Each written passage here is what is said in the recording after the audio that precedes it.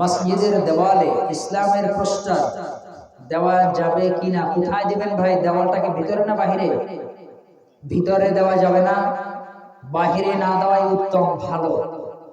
কারণ পাবলিকের টাকা, অনেক কষ্ট করে সেই টাকা আয় রোজগার করে একটা মসজিদের প্লাস্টার করা হয়, আর তুমি কোথাকার কে আসলা, এসেই তুমি ফুট করে এখানে একটা আটা লাগিয়ে একটা বিশাল বড় একটা স্টার লাগিয়ে চলে গেল, ঠিক না?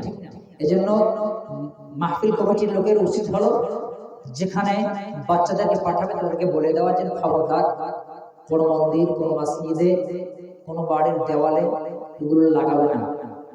এগুলি এই যে রাস্তাঘাটে যে শিশু গাছ আছে না, সরকারি রাষ্ট্রীয় যে গাছগুলো, ওখানে লাগাবে। অথবা কোনো ব্যক্তি যদি খুশি মনে চায় যে না আমার এখানে আপনি একটা লাগান, জিজ্ঞেস করবে যে অনুমতি দিতে লাগাবে না, কেননা ওই দেয়ালটা নষ্ট হয়ে যায় কিছুদিন পরে। ওই যে আটা লাগান আপনি, ওই আটার কারণে রংটা নষ্ট হয়ে যায়। কথা কি বুঝতে পারলেন? মসজিদের বাইরে দিলে অর্থের গন্ডি হয়, নষ্ট হয়, প্লাস্টার ক্ষতিগ্রস্ত হয়। এই জন্য বাইরে না লাগাই ভালো। ভিতরে লাগানো যাবে না, নিষিদ্ধ, কারণ সালাতের ব্যাঘাত ঘটবে। এই জন্য ভিতরে লাগানোর কোনো সুযোগ নেই, আর বাহিরে না লাগানো উত্তম। ঠিক আছে? আর কি মসজিদের সামনে দেওয়ালে কোনো ঘড়ি রাখা যাবে কিনা? জি না, মসজিদের ভিতরে কোনো ঘড়ি রাখা যাবে না। সূরা বাকারার 138 নম্বর আয়াত, 2 নম্বর পারা, 18 নম্বর পৃষ্ঠা খুলে দেখতে পারেন এই মর্মে দলিল। সূরা মুমিনুন 18 নম্বর পারা 1 নম্বর পৃষ্ঠা, এই মর্মে 3টি শক্ত মজবুত দলিল রয়েছে। কারণ ঘড়ি আপনাকে ব্যস্ত বানায়। ঘড়ি দেখে সালাতে দাঁড়ালে আল্লাহ তাআলাকে ফাঁকি দেওয়া হয়। ঘড়ি দেখে সালাত বন্ধ করলে ফাঁকি দেওয়া হয়, মানে সালাম শেষ 10 মিনিট লাগলো, 4 রাকাতে, আগের ইমামটাই তো ভালো ছিল রে, 4 রাকাতে 2 মিনিটে কভার করব। এটা হলো কেন জানেন তো? ওই যে ঘড়িটার সামনে তাই। আবার দাঁড়িয়েছেন, আল্লাহু আকবার যখন দাঁড়ান দেখবেন অনেক এরকম তাকায়, কাছাকাছি তো। অন্যত্র বুখারী বর্ণনায় নবী বলেছেন, সালাতের মধ্যে যে ব্যক্তি উপরের দিকে তাকাবে আল্লাহ তাআলা তার চোখ তুলে নেবেন।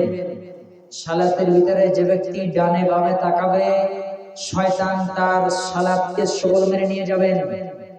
তাহলে ওই আপনার ঘড়ির কারণে চোখ যদি একবার উপরে উঠে যায়, বুখারীর হাদিস অনুযায়ী আল্লাহ তাআলা আপনার চোখ তুলে নেবেন, তার মানে কেড়ে নেবেন। আপনাকে আল্লাহ তাআলা চোখ দিয়েছেন, কিন্তু চোখের জ্যোতি নষ্ট করে দিবেন ইনশাআল্লাহ, আমরা আশা রাখছি।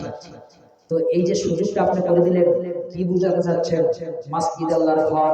আল্লাহ তাআলা বলেছেন মসজিদে ঢোকার সঙ্গে সঙ্গে মানুষ নিউট্রাল হয়ে যাবে, ইঞ্জিন চলবে, চাকা চলবে না। মোটরসাইকেলের ইঞ্জিন চলবে, চাকা চলবে না, এর নাম নিউট্রাল। কথা কি বুঝতে পারলেন? একজন গোলাম মসজিদে যখন ঢুকবে, ঢোকার সঙ্গে সঙ্গে নিউট্রাল হয়ে যাবে, তার দেহে প্রাণ চলবে, কিন্তু রিল্যাক্স হয়ে যাবে, তাড়াহুড়া করবে না। আল্লাহকে যেন তাড়াহুড়া আমরা না দেখাই। তাড়াহুড়া যদি আমরা আল্লাহকে দেখাই, আল্লাহ তাআলা বলছেন ওয়াকুমুলিল্লাহি কানিতিন, বেয়াদবের সাথে সালাতে দাঁড়িও না, তাড়াহুড়া করে সালাতে দাঁড়িও না, ব্যস্ততা মাথায় রেখে সালাতে দাঁড়িও না। এটা আল্লাহ নিষেধ করেছে আপনাকে। আপনার হুজুর জানেন যে তার ব্যর্থতা। এজন্য ঘড়ি মসজিদের ভিতরে কোনো ঘড়ি চলবে না, ঘড়ি বাহিরে। ঘড়ি কোথায়? টাইম দেখার দরকার বাহিরে রাখবেন। কেন? আল্লাহকে 10টা মিনিট দেওয়া যায় না? বুঝেননি মনে হয়? 10টা মিনিট সময় আল্লাহকে দেওয়া যায় না রিল্যাক্সে? এত তাড়া কেন? আল্লাহ নিষেধ করেছেন তাড়াহুড়া করে সালাত করা হারাম। আর ওই ঘড়ি আপনাকে তাড়া বানায়, তাড়া দেয়, এই 30 বেজে গেছে, কত ইমামের চাকরি গেছে এই ঘড়ি। কি কথা বলে?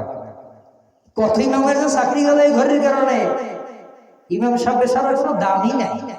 ইমাম নেতা, নেতাকে সম্মান দেবে, ইজ্জত দেবে। ইমাম পারে 2 মিনিট আগে আসতে, ইমাম পারে 2 মিনিট পরে আসতে, এর নাম নেতা, নেতৃত্ব দেবে সে। আপনারা কি প্রধানমন্ত্রী নরেন্দ্র মোদীকে কিছু করতে পারেন? ধরতে পারবেন? হ্যাঁ, তার সিস্টেমে তো চলছে, নাকি আপনার সিস্টেমে সে চলছে? হ্যাঁ, নরেন্দ্র মোদীর সিস্টেমে তো আপনারা চলছেন। তার যে ল রয়েছে, রাষ্ট্রীয় ল, আইন রয়েছে, এই সিস্টেমে তো সব চলছে। তো সুতরাং এ হলো রাষ্ট্রনায়ক, নেতা।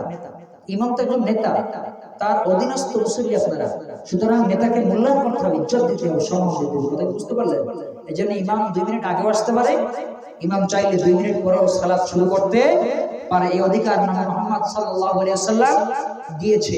ইমামের জন্য অপেক্ষা করা, বসে থাকা সুন্নাত। রাসূলের অনেকগুলো হাদিস রয়েছে, ইমামের জন্য অপেক্ষা করা, বসে থাকা সুন্নাত।